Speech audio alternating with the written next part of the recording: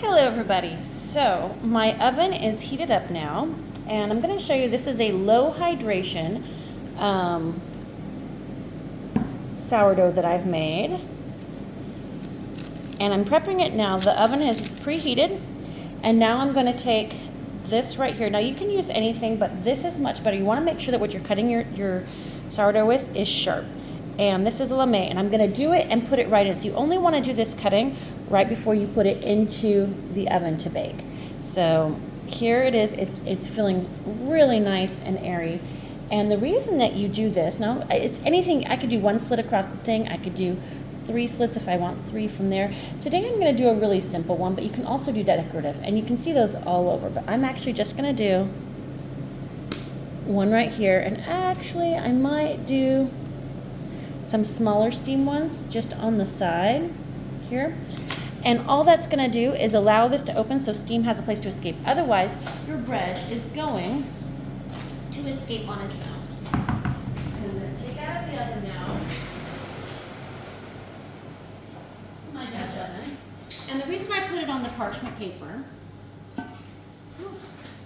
is so that I can easily lift it up. Otherwise, you've got to put this in the and here's my Dutch oven, woo, right there. And I'm going to lift this up and I'm going to put it in. And I want to have plenty of space above the bread for rising to happen. So this is what we're doing right in there. And I'm going to put the lid back onto the Dutch oven because that's where all the steam will happen. If you don't have. So I have opened my oven and I want you to see, this is my low hydration sourdough. And I want you to see, I'm letting out heat right now, so I don't want to do it too much. I want you to see what we've got going on now. It's been cooking for about 20 minutes. And look at that. It's stunningly gorgeous. It does not yet have the color that I want. So I'm going to take the lid off now and just let it cook as it is for the next probably about 30-40 minutes until the internal temperature, it's got to be golden crusty on the outside, and the internal temperature reach about 205 to 210 degrees is what I'm looking for. Look at that beauty. I love these little side ones that we did on the sides. It kind of reminds me of claw marks, and then this front cut there where we did that center cut for the steam to come out is just beautiful. So I'm going to shut the door because I've let a lot of heat out. And we're going to check on it again in probably another 20 minutes to see where we're at, but it's probably going to be about 30 more minutes to cook. Okay, we're going to do the reveal now. Okay, we're going to cut right into this sourdough. Should we just do a slice or just cut it right in half? What would you like to do? Let's do a slice so I can eat some.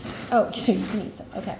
So when cutting sourdough, you have to be careful. I'm going to turn it this way so you can kind of see it, but I do better with there. So I just wanted to see the crumb first. Look at this. This is called the crumb. We have a nice spongy texture, which is what you want from sourdough. Yeah, I'll give her a closer up look. Look at that. Now I'm going to break this so you can hear it. You want to press against it? Did you hear that? Oh, and you can hear that crunch. Oh my goodness. I think we need some pepper jelly for me and some jam for you. Well, for me. Pepper jelly. It's too spicy. Maybe I should do my gingerbread one with it. So that is a beautiful. Where's your pepper jelly? The flavor is amazing. I have a, did you get the one that's the raspberry jalapeno? I haven't seen it. Would you get that for me? So when you're doing it, you can also do it on the side, which actually helps sometimes to get a better grab hold of it. So you can get it from there. So we're going to go ahead and just do down. And look at that. This is beautiful. It does have a smaller crumb, but it's still got nice holes in it. And look at this smaller crumb as it's got there. And right there too. See, look at here. These beautiful holes in there. A beautiful texture. This is a lovely, lovely crumb that's going on there. I'm trying to take some there. So we're gonna stop this and we'll show some later.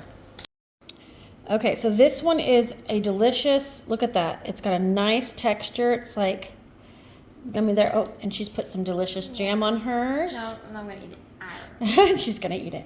So I'm gonna use this jam. This is, so my daughter loves, this isn't gonna look pretty because it's from there. This is one of our favorite jams. We don't get paid for any of this. I'm just showing you ones.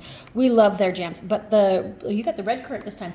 Black currant and red currant are her two favorite. My red currant's my favorite. It has a blue lid. Oh, okay. This one is the Rocky Mountain Raspberry, but it has jalapeno. This is from Tag's Famous Fruit. This is from Utah. We only get, I'm sure you can get it somewhere, I don't know. But we stopped by and got it, and it's one of my very favorite jams because I like sweet and spicy together, and this is going to be amazing on this. If I add a little cream cheese on that, which I might do right now, oh, amazing. Or butter or anything. But right now I'm going to do it straight up with just jam. And reminder, these are not our sponsors. These are just our personal Yeah, this is just our personal opinions of jam. And I think jam makes a big difference in how something tastes. Is the quality of jam you get is important. So I'm going to just slather this on there.